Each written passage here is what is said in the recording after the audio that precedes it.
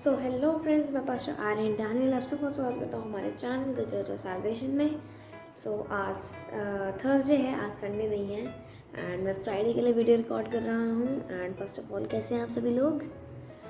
I am back again with a new video and not a new topic. मेरा topic साम 91 ही है। जैसे कि मैंने आपको लास्ट वीडियो में बताया था कि अभी मैं एक सीरीज़ मैंने चला रखी है, सेकंड पार्ट है उस सीरीज़ का।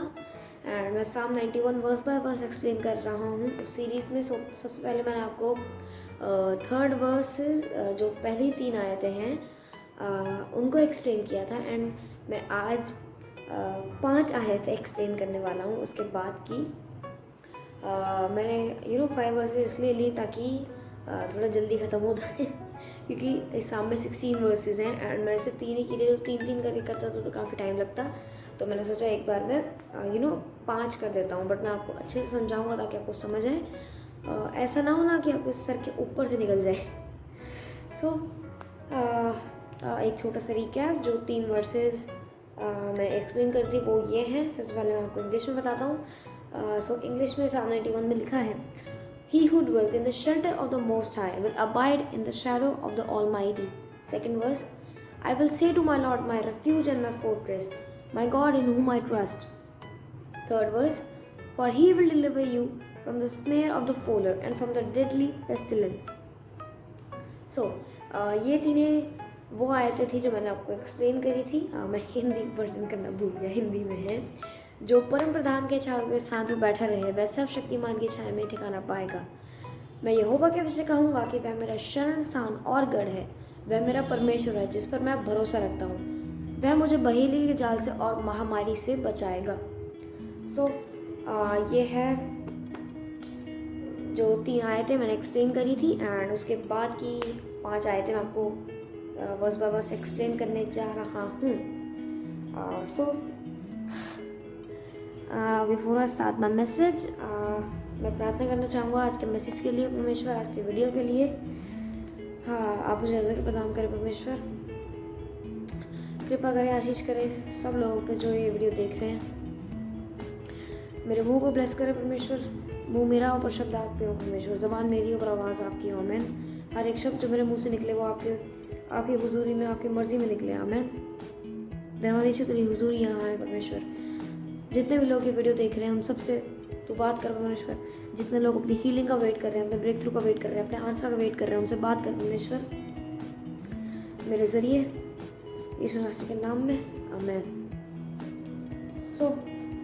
Let's start my message and इससे पहले मैं मैसेज स्टार्ट करूँ, मैं एक चीज़ आप लोगों से शेयर करना चाहता हूँ कि ज़्यादातर लोग अभी भी सोचते हैं कि परमेश्वर, ज़्यादातर लोग तो यहूदी लोग सोचते हैं अभी भी कि जो यीशु मसीह हैं वो सिर्फ नबी थे, एक नबी ही थे, परमेश्वर नहीं थे, वो एक नबी थे, एक प्रॉफिट थे।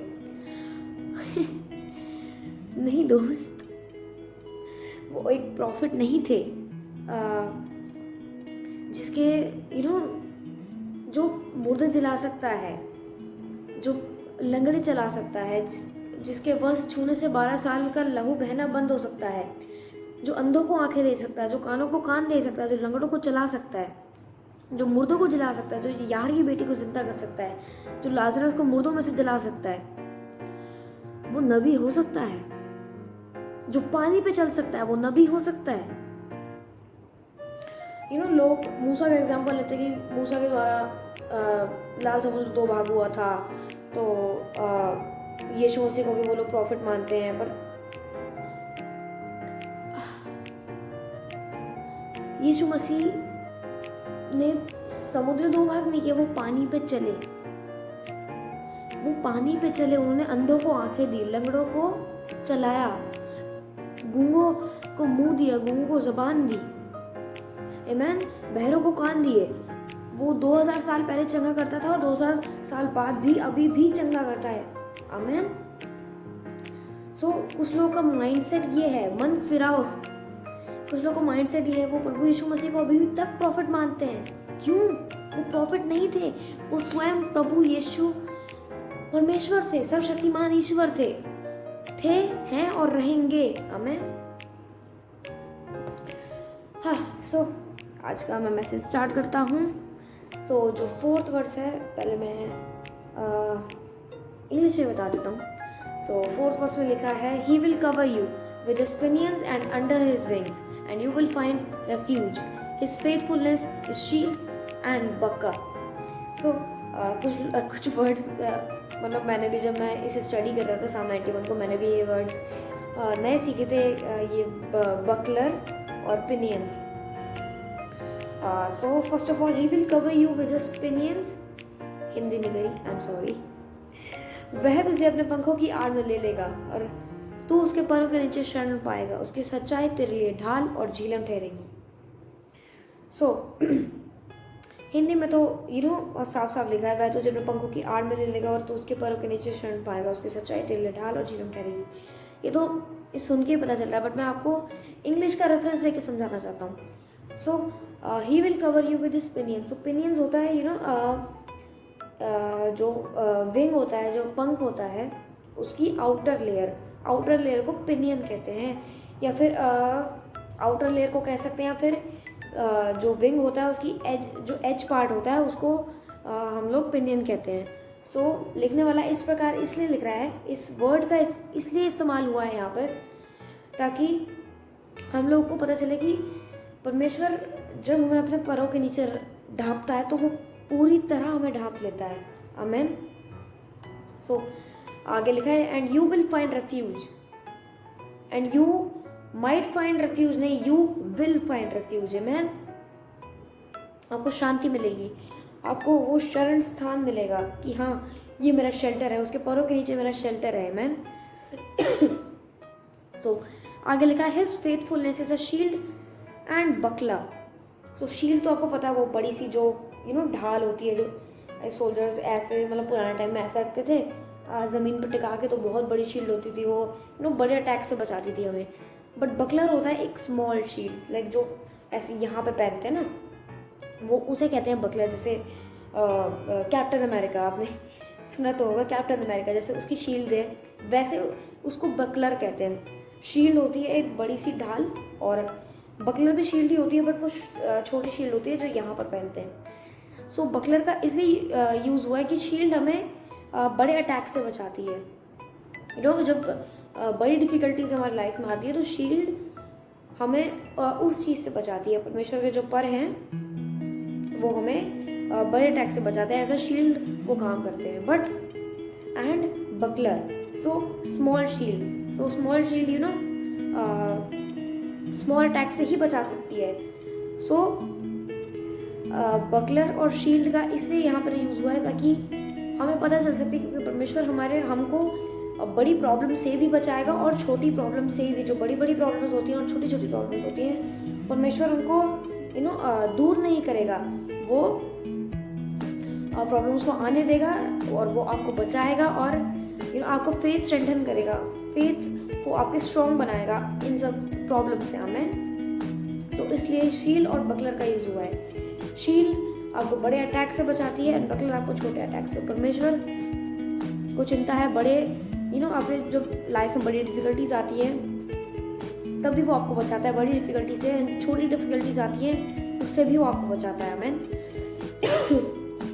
सो चलते हैं 5th वर्स पे। सो पहले इंग्लिश में, you will not fear from the terror of the night not the arrow that flies by day. So Hindi में लिखा है, तू ना रात के भय से डरेगा और ना उस तीर से जो दिन को उड़ता है। सो इसको भी मैं आपको इंग्लिश के रेफरेंस से ही समझाना चाहता हूँ, क्योंकि इंग्लिश के रेफरेंस से ज़्यादा अच्छे से समझ आएगा। हिंदी के रेफरेंस से भी मैं समझा सकता हूँ, बट आई प्रेफर इंग्लिश, सो मैं इंग्लिश ही समझाऊंगा। सो you will not fear from the terror of the night. So terror of the night जो रेफरेंस यूज़ हुई है वो इसलिए हुई है कि जो सारी स्केरी थिंग्स और क्राइम्स वगैरह होते हैं वो ज़्यादातर नाइट को ही होते हैं, जैसे रॉबरी, मर्डर, ये सब रात को ही, जब रात को या फिर ऐसी एरिया में जहाँ अंधेरा हो वहाँ ये सब करना इजी होता है। कि ना कि किसी को पता चल रहा है और किसी को कहते कानो कान खबर नहीं होगी किसी को, कुछ भी अगर रात में हो रहा है या फिर अंधेरे में कहीं अंधेरे वाली जगह पे हो रहा है। सो टेरर ऑफ द नाइट इसलिए यूज़ हुआ है कि परमेश्वर आपको बताना चाहता है कि यू विल नॉट फियर, तुम्हें डरने की ज़रूरत नहीं है इन सब चीज़ों से कि तुम्हारे घर में चोरी हो या फिर कोई और क्राइम हो, उन सब से हमें डरने की ज़रूरत नहीं है। Not the arrow that flies by day, और ना उस तीर से जो दिन को उड़ता है। हमें रात की जो टेरर है, टेरर ऑफ द नाइट, रात को जो चीज़ें हो सकती है हमारे साथ, उससे भी डरने की ज़रूरत नहीं है क्योंकि परमेश्वर उससे प्रोटेक्ट करेगा। और ना ही हमें उन चीज़ों से डरने की ज़रूरत है जो वो हमें दिन में हो सकती है। आमीन। सो परमेश्वर कह रहा है कि ना तो तुम रात से डरो और ना तो दिन से डरो, क्योंकि मैं तुम्हें प्रोटेक्ट करूँगा। आमीन। उन चीज़ों से ना डरो जो रात को हो सकती है या फिर दिन में, मैं तुम्हें हर चीज़ से प्रोटेक्ट करूँगा। परमेश्वर ये बताना चाहते हैं। आमीन। सो मैं इससे एक और आपको चीज़ बताना चाहता हूँ कि अगर परमेश्वर आपके साथ है, आपको पता है परमेश्वर मेरे साथ, लाइक मैं फिजिकल चीज़ की बात कर रहा हूँ, जैसे मैं यहाँ बैठा हूँ, परमेश्वर मेरे यहाँ फिर यहाँ खड़ा है मैं वैसी बात कर रहा हूँ। अगर आप बाहर जा रहे हैं रात को कहीं, तो आपको पता है हाँ परमेश्वर मेरे साथ है, ये परमेश्वर मेरे साथ ही है।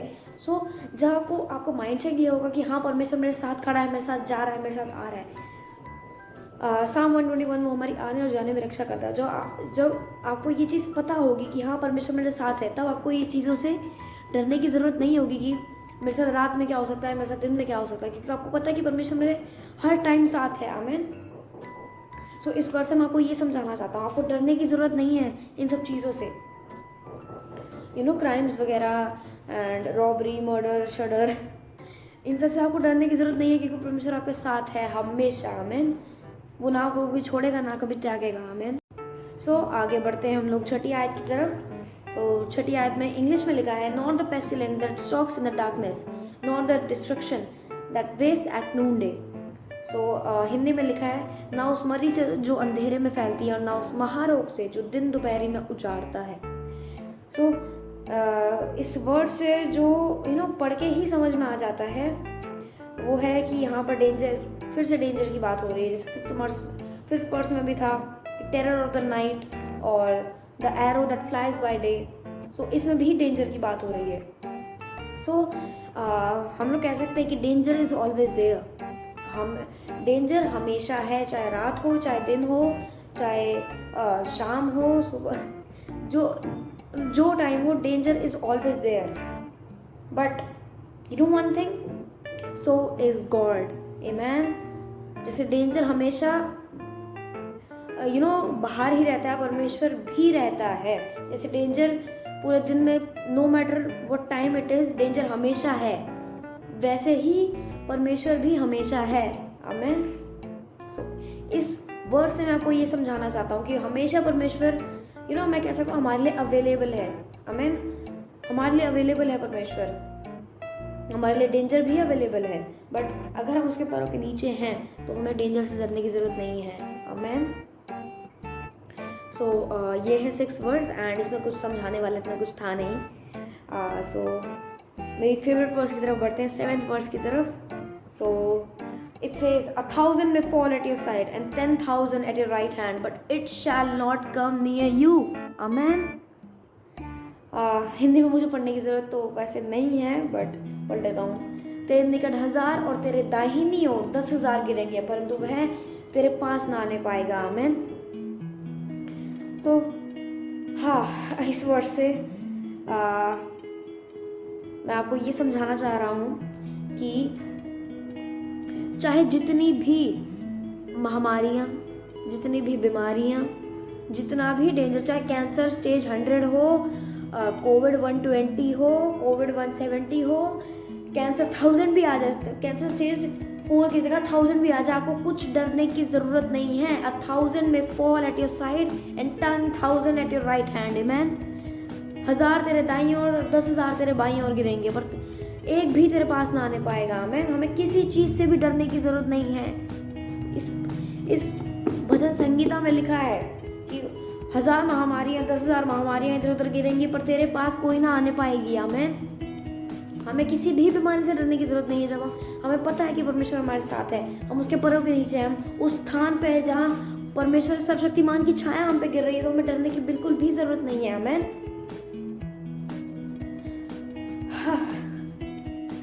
सो आगे बढ़ते हैं आज की लास्ट वर्स की तरफ, जो 8th वर्स है। एंड इसमें लिखा है, you will only look with your eyes and see the recompense of the wicked. Hindi में इस प्रकार लिखा है, परंतु तू अपनी आंखों से दृष्टि करेगा और दुष्टों के अंत को देखेगा। आमीन। So as always English word से मैं रेफरेंस देना चाहूँगा। So you will only look with your eyes, you will not you might, you will, तुम देखोगे। ये नहीं लिखा कि शायद देखोगे, देखोगे। You will only look with your eyes and see the recompense of the wicked. So जो ये वर्स है, इसमें बात हो रही है जजमेंट को लेके। जो परमेश्वर की जब जजमेंट आएगी तब उन लोगों पे जो अपनी विकेटनेस के द्वारा जो परमेश्वर की एकदम भयानक वाली जजमेंट आएगी उन लोगों पे, उनकी ही विकेटनेस के द्वारा, उनकी ही मैं कह सकता हूँ बेवकूफ़ियों के द्वारा हम सिर्फ अपनी आंखों से देखेंगे उनको। वो जजमेंट हम पे अप्लाई नहीं होगी जो उन लोगों पे हो रही है, अगर हम परमेश्वर के क्लोज रहेंगे तो। ये वर्स का ये कहना है, आमीन, कि हम उन दुष्टों के अंत को देखेंगे, उन लोगों के अंत को देखेंगे जो अपनी बेवकूफ़ी की वजह से, अपनी विकेटनेस की वजह से परमेश्वर को जिन्होंने मजबूर किया है कि ऐसी जजमेंट उन पे पास हुआ। आमीन। बट इसमें लिखा है यू विल ओनली लुक, और इस वर्ड्स को आप चेंज कर सकते हैं अपने लाइफ के ऊपर। अगर आप भी उन लोगों की तरफ विकेटनेस करेंगे एंड परमेश्वर को मजबूर कर देंगे कि आपको ब्लेस ना करे, तो ये वर्ड्स आपके ऊपर अप्लाई हो सकती है। या सो ये थी आज की 5 आयतें, 5 वर्सेस, एंड मैंने बहुत जल्दी ख़त्म कर दिया 5 वर्सेस को, क्योंकि मैंने लास्ट वीडियो में जो 3 वर्स की थी उनमें बहुत चीज़ें बता दी थी, इधर की भी, उधर की भी, उधर की भी, पीछे की भी, मैंने बहुत सारी चीज़ें एक ही वीडियो में बता दी थी। बट इस वर्स में मैंने ट्राई किया था कि मैं सिर्फ वर्सेस पर फोकस करूं, ताकि वीडियो ज़्यादा लंबा ना हो। एंड काफ़ी लोग ज़्यादा लंबी वीडियो देखते भी नहीं हैं, सो दैट्स वाई। सो अभी 8 वर्सेस और बची हैं, मैंने 8 वर्सेस एक्सप्लेन कर दी हैं। एंड अगर आपने पुराना इस सीरीज़ का पार्ट नहीं देखा तो पार्ट 1 जाके देखें, तभी आपको ये समझ आने पाएगा। एंड या साम 91 की सीरीज़ कंटिन्यू रहेगी। एंड अगली वीडियो में भी मैं 3 या 4 वर्सेस, एंड या संडे को वीडियो आएगी वो। एंड या आई कन्फेस मैं एफओजी चर्च में 3 या 4 वर्सेस साम 91 की एक्सप्लेन करूँगा मैं। सो या फ्राइडे सर्विस है कल, मेरे लिए तो कल है, आपके लिए आज है।